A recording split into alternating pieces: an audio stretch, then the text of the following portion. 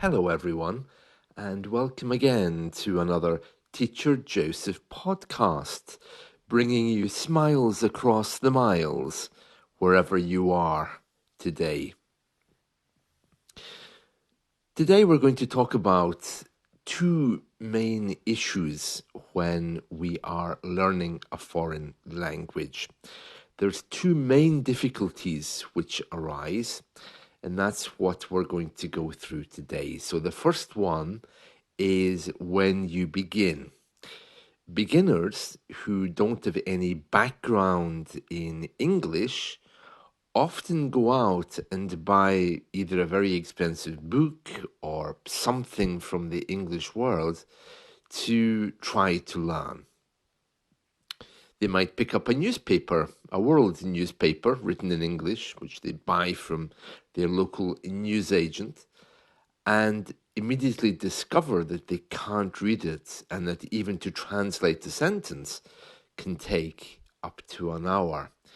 And this, of course, is very off-putting.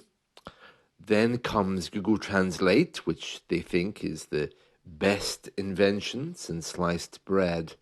And they try to translate things from Google Translate, which makes it quicker, but they don't remember anything because there's no grammar lesson there and there's nothing connecting them with the words on the page to the words on the screen to remember it or to remember those in their minds. Now this is a big issue, how to begin learning and how to organize your learning. Now, it is true that some people may be okay with picking up a newspaper and immediately translating it, but those kinds of people tend to be very academic people who have a lot of patience, and people who enjoy hard work. And to be honest with you, I don't think there's many of those people around anymore. The rest of us go to Google Translate, find that we still don't understand anything, and then give up after a few minutes. So getting the learning material right is very important. If you're brand new to learning a language, any language, I would suggest that you begin with something like Duolingo.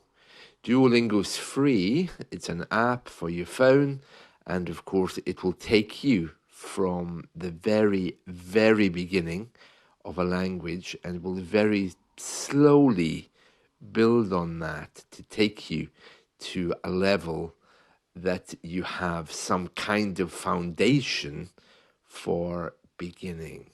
So the starting point has to be at the bottom. If you don't do that, you're going to find you have huge holes in your language. So, if you're building a house, you need to make sure that the bricks are secure and laid well before you build on top of them. Now, having said all of that, I'm not suggesting that you run out and buy a basic grammar book. I never recommend that. Grammar books are very convenient for references, but they're not convenient for when you're talking to somebody. So get on to Duolingo, get a language partner who's the same level as you are, maybe even someone that you know is learning the same language as you, maybe a friend, classmate, neighbor, a colleague from work, and you can talk to them as well about learning this language, share information, and even practice together. Neither of you will be perfect in the first moment, but if you're quite a social person, I'm sure you'll find a language learning group in your area, a place where native speakers and native speakers of other languages come together to practice for a few hours. That's problem number one, laying the foundation. So I recommend apps like Duolingo, basic learning apps, which can test your vocabulary from the very beginning as well. Try to create a database on either Anki or Quizlet. These are flashcard apps where you can store your vocabulary and check it every day. The second point I want to remember, which is always a difficulty for learners, is staying motivated. This is a bit of a big issue because once we are past those basics and we know we can communicate and we do very well with that, many people don't feel comfortable. There was a woman came to me in a class yesterday and told me in perfect English, "Oh, I can't continue. English is just too difficult for me. Perhaps in the future I will come back and try again." And I'm thinking, you have perfect English, and you just told me that in perfect English. So what's the point of giving up? And again, that's because we live in this world where we are not surrounded by affirmative people. Affirmative people. Did I say that right? Yeah, affirmative people. We're not surrounded by affirmative people. There's no one there to help us, to say you're doing well, keep going. And this is a problem. So if you're in a family or in a circle where you're not receiving affirmation or help, of course there'll be days you want to give up. It's like walking around a prison cell and banging on the bars. It's a very difficult thing. But let me point out that that prison cell is self-imposed. Because you've started to learn English, then you've judged yourself on your progress and your speed. And it's a bit like being your own executioner. So you really need someone, a teacher or somebody else, to really be honest with you and say, look, you only started learning English last month, so give it a break. Stop complaining, and maybe in a few months more, you can decide if you want to continue.